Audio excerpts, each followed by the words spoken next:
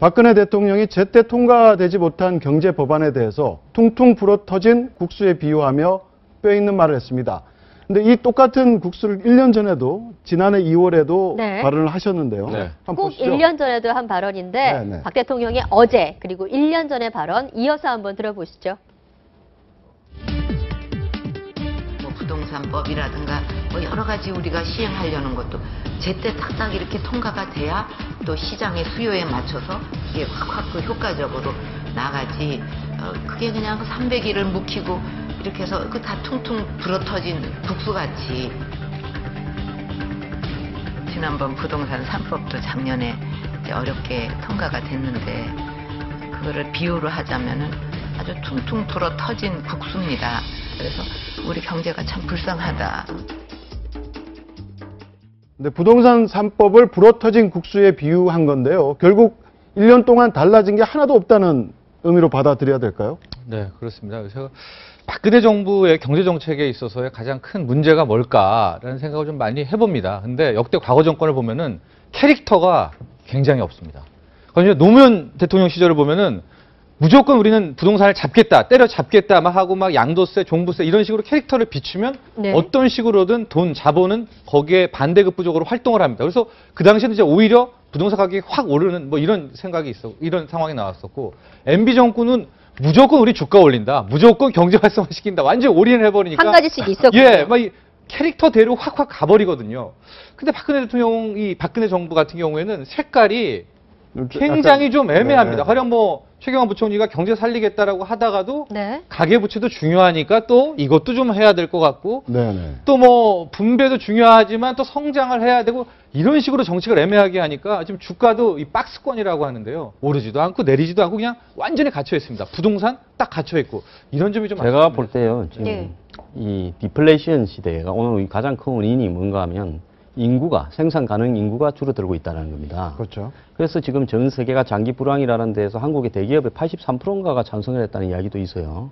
그래서 투자가 활성화가 안 되고 경제가 어려운 게 인구 구조의 변화나 그 다음에 이 자동화로 인한 이 직장이 없어지는 문제인데 과연 이 디플레이션 시대로 가게 되면요. 일본 같은 경우에 집값이 빈집이 일본에 820만 채 있다는 겁니다. 네. 그래서 제가 부동산 3법 지금 해서 뭐 주택법 개정안 재건축 초과 이익 환수 또 도시 및 주거 환경 개선법 이런 건데 이런 걸 해서 부동산이 활성화되어 가지고 경제가 살아날 수 있을 것인가는 사실 별개의 문제라고 보거든요. 네. 그래서 어떤 정부의 정책이 불어터진 국수인지 어떤지 모르지만은 이 부동산을 통해서 경제를 살리겠다라는 관점은 저는 좀 바꿔야 될 거라고 봅니다. 이제는요, 국민들이 집 살 돈이 없는데 젊은 사람들이 아무리 무슨 부동산 관련 어떤 법규를 갖다 완화시켜봤자 경제가 살아날 것이냐. 그건 좀 고민을 해봐야 될 다른 문제라고 봅니다. 이제 구조적으로 말씀은 황 선생님 말씀도 일리가 있지만 지금 미국 경제 좋죠. 네. 일본 살아나고 있죠. 네. 중국이 뭐 옛날만큼은 아니면 그래도 고도 성장을 하고 있는 상태에서 우리가 지금 디플레이션 얘기하고 있습니다.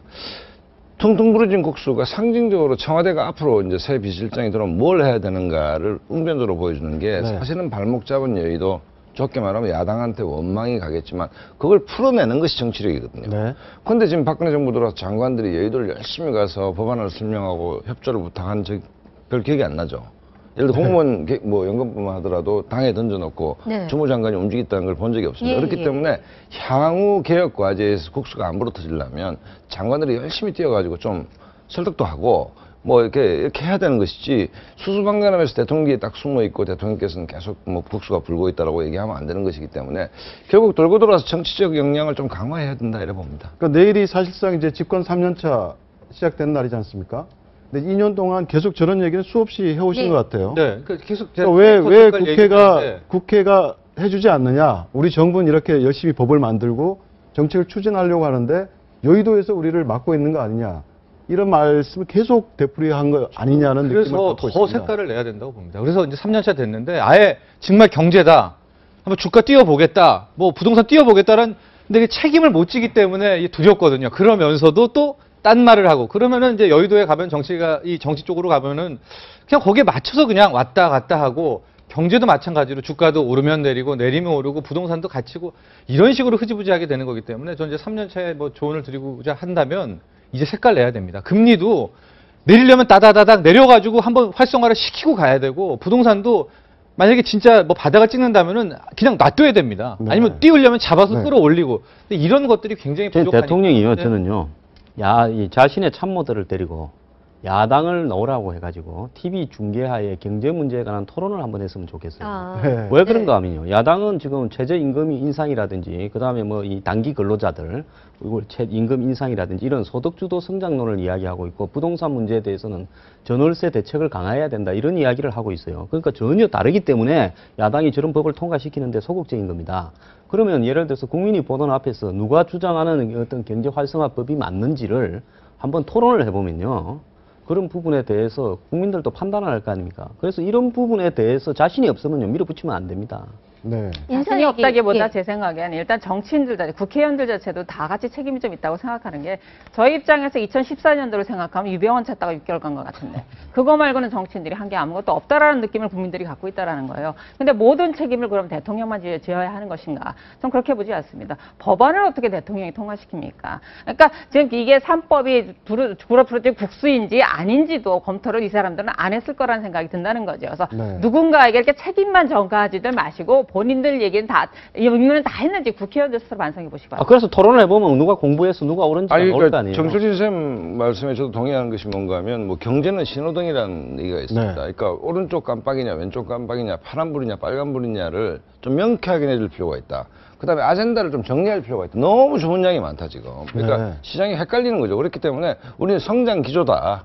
이렇게 하면 일관되게 그걸 밀고 가야 되는 것이지 오른쪽 깜빡이 들어왔다가 또 왼쪽 깜빡이 들어왔다가 빨간불 들어왔다가 파란불 들어왔다니까 경제 주체가 혼란이 오는 것이죠. 네네. 결국은 이제 비서실장, 청와대 네. 비서실장하고 이제 개각이 남아 있는데요. 이런 내용들 좀 담지 않을까요? 개각에? 어쨌든 비서실장 인선에? 뭐 그거 문제는 비서실장이 지금 뭐 김 빠진 사이다 같이 돼가지고 어느 분이 뭐 오시든 간에 그건 모르겠는데 어쨌든 전체적으로 지금 이제 새누리당 의원들 입각이 많이 됐기 때문에 여의도하고 소통을 좀 강화할 필요가 있다고 봅니다. 저는 경제를 아는 비서실장이 와가지고요. 박근혜 정부가 경제에 이렇게 혼란스럽게 된 부분은요. 처음에 1년 차에, 그 다음에 되기 전에 선거 캠페인 할 때 주장하던 경제 기조와 네. 그 다음에 2년 차에부터의 경제 기조가 달라지는데 그 달라진 과정에서 왜 이렇게 달라졌는가에 대해서 설명을 제대로 못한 채 설그머니 달라졌기 때문에 국민적으로 이렇게 어떤 신뢰가 낮은 겁니다.